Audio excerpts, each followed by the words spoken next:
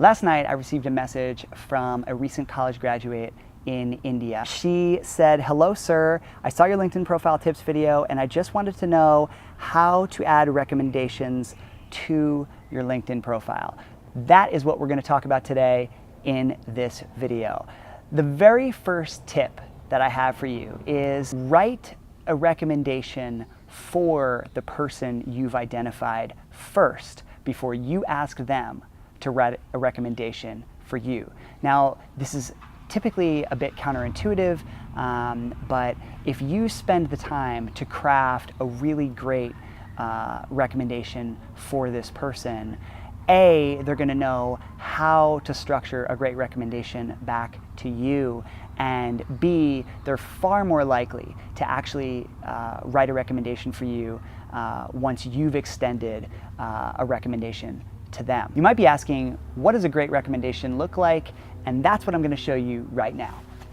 John and I met during our time at American Express. We were teammates assigned to create a new corporate payments portal for cardholders with a tight deadline and limited resources. From the onset of the project, John knew he had to get it right. He spent countless hours distilling extremely complex topics into actionable steps for engineers, and he raised numerous red flags long before problems had a chance to derail the project. Come to think of it, I never once saw John crumble under the pressure of the launch, and trust me, there was a lot of pressure. It was a pleasure working with John, and I hope our paths cross in the future. So what did I do here?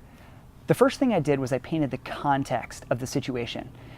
In a recommendation, people that are reading it from the outside world have no idea what you did within that company, right? So the key in this situation is to paint context that is rich enough for somebody that's an outsider to actually understand what you did. The other thing I did was I talked about two specific superpowers. One is the ability to distill complex topics down, and the other is not crumbling under pressure, right? So I brought those things out as well, and I'm trying to be as specific as possible in this recommendation without giving away too many possibly sensitive details that are confidential within the company. Step number 2, send them a message. Send this person either an email or a LinkedIn message letting them know that you just wrote them a recommendation and that you're looking for a recommendation from them too. How do you do that? I'll show you a little template that I like to use right here.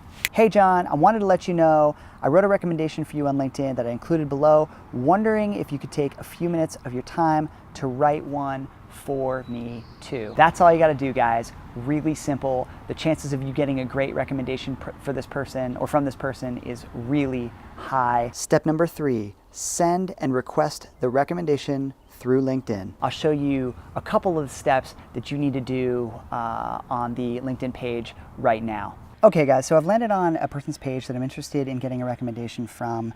This person is by the name of Jordan Carroll. He's got a really interesting business called Negotiable Reality. You should definitely check his business out if you have some time. The first thing I want to do is click on the More button, and I want to scroll down here to Recommend.